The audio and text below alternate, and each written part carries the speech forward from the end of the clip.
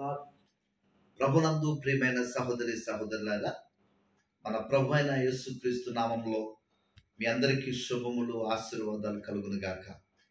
ప్రతి ఉదయకాల సమయంలో ప్రార్థన చేసి వాగ్దానం ఇస్తూ ఉన్నాం. మరలా మధ్యాహ్న కాల సమయంలో దేవుని యొక్క మాటలు శ్రేష్టమైనటువంటి మాటలు. మానవుడు రొట్టు వలన కాదు కానీ దేవుని నోట వలన వచ్చు ప్రతి మాట వలన జీవించును. దేవుని వాక్యము జుంటె తేనె దారాల కంటే మధురాతి మధురము. నీ వాక్యము నా పాదములకు దీపము, నా త్రోవకు వెలుగై ఉన్నదని దేవుని యొక్క వాక్యాన్ని గురించి అమూల్యమైనటువంటి విలువైనటువంటి మాటలు కనబడుతున్నాయి. నా ప్రియమైన సహోదరి సహోదరులారా, కొద్ది నిమిషాలు దేవుని వాక్యాన్ని వినండి. వినటం వలన, దేవుని వాక్యం వినటం వలన విశ్వాసం కలుగును. విశ్వాసము ద్వారా అద్భుతాలు జరుగును. ఈరోజు యేసుక్రీస్తు ప్రభువారు చేసినటువంటి ఎన్నో అద్భుతాలు మనము బైబిల్ గ్రంథంలో చూడగలుగుతాం. అద్భుతాలు, స్వస్థతలు, ఆయన చేసినటువంటి కార్యాలు ఎన్నో చూడగలుగుతాం. 1-2 మాటలు సమయం లేదు కనుక మనం ధ్యానిద్దాం. యేసు అనగా రక్షకుడు. ఆయన నశించిన దానిని వెతికి రక్షించడానికి యేసుక్రీస్తు ప్రభువారు ఈ లోకానికి వచ్చారు. యేసయ్య లోకానికి రాకపోతే మానవులకు పాప క్షమాపణ లేదు. నా ప్రియమైన సహోదరి సహోదరులారా, యేసుక్రీస్తు ప్రభువారు చేసినటువంటి 1-2 స్వస్థతలు ఇప్పుడు మనం ధ్యానం చేద్దాం. పరిశుద్ధ గ్రంథంలో నుండి అపోస్తుల కార్యాలు 3వ అధ్యాయము 6వ వచనంలో ఇక్కడ ఒక వ్యక్తి కనబడుతున్నాడు. ఈయన ఎవరంటే పుట్టినది మొదలుకుని కుంటివాడు ఒక అతను కనబడుతున్నాడు. పుట్టినప్పుడు మొదలుకుని కుంటివాడు. ప్రియులరా, ఆ కుంటివాడు శృంగారం అనే దేవాలయం దగ్గర ప్రజలు వచ్చుచున్న వారిని అడుక్కుంటూ ఉన్నాడు.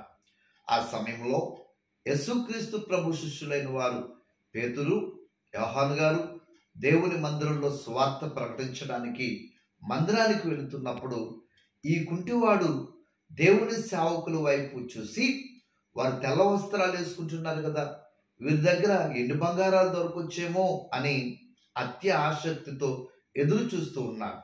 కానీ నా ప్రియమైన సహోదరి సహోదరులారా, పేతురు, యోహాను ఆ కుంటివాడిని చూసి కుంటివాడితో ఇలాగ మాట్లాడుతున్నారు. ఇక్కడ 5వ వచనంలో 6వ వచనంలో చూస్తే, వెండి బంగారాలు మా దగ్గర లేవు, కానీ మాకు కలిగింది మేము నీకు ఇస్తూ ఉన్నామని యేసుక్రీస్తు నామమున నువ్వు పైకి లే అనగానే కుంటివాడికి యేసుక్రీస్తు నామము అని ఒక పేరు చెప్పగానే పుట్టినది మొదలుకుని కుంటివాడైనటువంటి ఆ వ్యక్తి యేసుక్రీస్తు నామములో స్వస్థత కలిగింది. వెంటనే ఆయన లేచి నిలబడ్డాడు. ప్రియులారా, యేసుక్రీస్తు నామములో శక్తి ఉంది. యేసుక్రీస్తు నామము అనే నామముల కన్నా పై నామము. యేసు అనగా రక్షకుడు. ఆ యేసును నువ్వు నమ్మినట్లయితే నీ జీవితంలో కూడా గొప్ప కార్యాలు చూస్తావు. పుట్టినది మొదలుకుని కుంటివాడే. అతనికి ఏ రకమైన స్వస్థత లేదు. అతని తల్లిదండ్రులు, రక్త సంబంధికులు, అన్నదమ్ములు అడుక్కోవడానికే పనిచేస్తారని చెప్పేసి అని దేవాలయం దగ్గర అతను కూర్చోబెట్టారు. కానీ దేవుని సేవకులు యేసుక్రీస్తు నామములో ప్రార్థన చేసి అతన్ని లేపినట్లుగా మనం చూడగలుగుతున్నాం. యేసేలో స్వస్థత ఉంది. నీ శరీరంలో కూడా బలహీనతతో బాధపడుతున్నావేమో, అనారోగ్యంతో బాధపడుతున్నావేమో, నిన్ను స్వస్థపరచడానికి యేసుక్రీస్తు ప్రభువారు సిద్ధంగా ఉన్నాడు. ఆయన రక్షించుటకు సమర్థత కలిగినటువంటి దేవుడు. ఆయనకు అసాధ్యమైంది ఏది లేదు. ప్రియులారా, మరొక మాట మనం చదువుకుందామా? ఇదే అపోస్తుల కార్యాల గ్రంథం 9వ అధ్యాయం ఇక్కడ 34వ వచనంలో ఇక్కడ ఒక యవనస్తుడు కనబడుతున్నాడు. ఆయన ఎవరంటే, ఇక్కడ పక్షవాయము కలిగి 8 ఏండ్ల నుండి మంచము పట్టి ఉన్న ఐనియా అనే ఒక మనుషుని చూశారు. ఐనియా అనే ఒక యవనస్తుడు ఉన్నాడు. 8 సంవత్సరాల నుండి పక్షవాతంతో బాధపడుతున్నాడు. పేతురు గారు అతని దగ్గరికి వచ్చి ఒకే మాట అంటున్నారు. ఏమంటున్నారంటే, యేసుక్రీస్తు నిన్ను స్వస్థపరచుచున్నాడు, నీవు లేచి నీ పరుపు నీవే పరుచుకోమని అతనితో చెప్పగా వెంటనే అతడు లేచెను. నా ప్రియమైన సహోదరి సహోదరులారా, యేసుక్రీస్తు నామములో అద్భుతాలు జరుగుతున్నాయి. యేసుక్రీస్తు నామములో స్వస్థతలు జరుగుతున్నాయి. యేసుక్రీస్తు నామములో ఆశ్చర్య కార్యాలు జరుగుతున్నాయి. యేసు అనగా రక్షకుడు.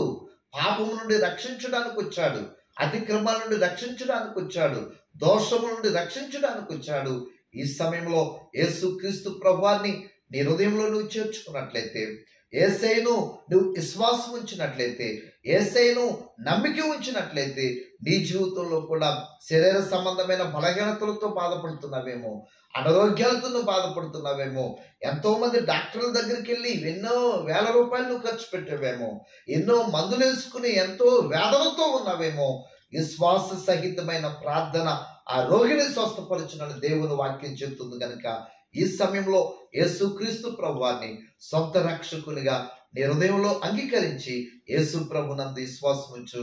నీ జీవితంలో ఈ రోజే యేసయ్య గొప్ప కార్యాలు జరిగించునుగాక. ఆమేన్.